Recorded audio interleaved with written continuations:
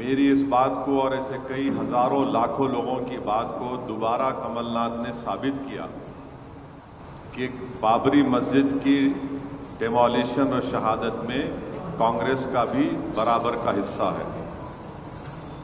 और कमलनाथ ने ये कहा कि राम मंदिर का क्रेडिट बीजेपी नहीं ले सकती, राजीव गांधी के रोल को नहीं भूलना चाहिए। ताला खोला राजीव गांधी ने और उन्होंने कहा कि हमको तारीख को नहीं भूलना चाहिए। बिल्कुल सही कहा उन्होंने। तारीख को इसलिए नहीं भूल सकते कि जब पहली मर्तबा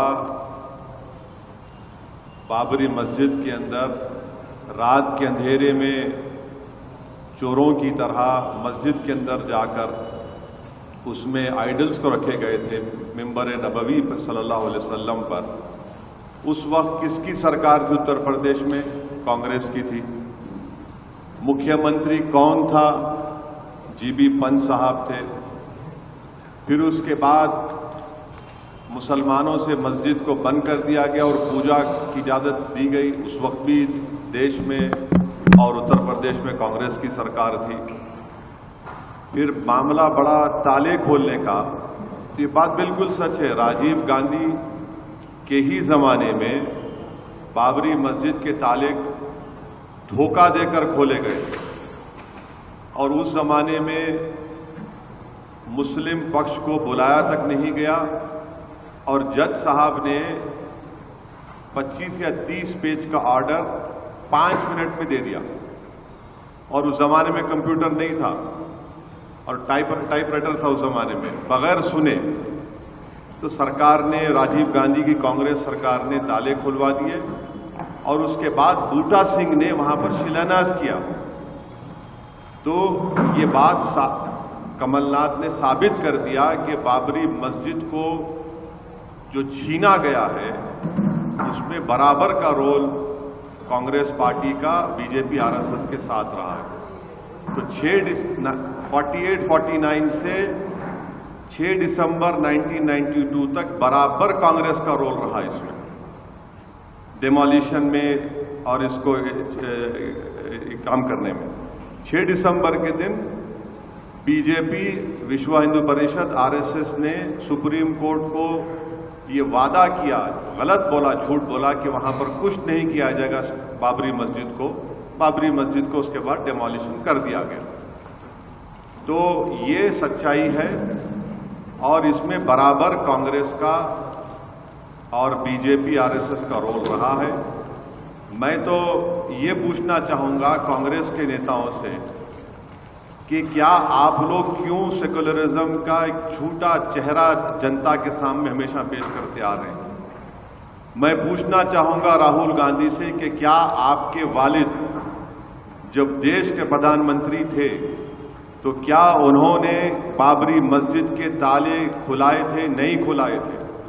मैं पूछना चाहता हूं कांग्रेस के तमाम लीडर से जो अपने आप को बड़ा सेकुलर और लिबरल कहते हैं, बल्कि अंदर से जितना नफरत उनके दिलों में है, हिंदुत्व की आइडियोलॉजी पर दोनों चलते हैं। कांग्रेस भी चलती है और आपके बीजेपी भी चलती है। अब वो बताएं इसके ऊपर। ये सच्चाई है। कमलनाथ जो कह रहे हैं वो बिल्कुल सच कह रहे हैं। वही असली कांग्रेस का चेहरा है। और कमलनाथ साहब का एक बहुत बड़ा रोल भी रहा है जब 84 में सिखों का जेनोसाइड हो रहा था दिल्ली की सड़कों पर। उस वक्त हम पूछना चाहते हैं कमलनाथ से और कांग्रेस से कि क्या कमलनाथ और कांग्रेस पार्टी नहीं जानती कि रिकाबगंज के गुरुद्वारे में क्या हुआ? कमलनाथ जानते हैं। बहरहाल ये इनका बयान जो आया है इससे कांग्रेस पार्टी का रोल उन्होंने एक्सेप्ट किया है बाबरी मस्जिद के डेमोलिशन में, बाबरी मस्जिद को मुसलमानों से छीनने के लिए।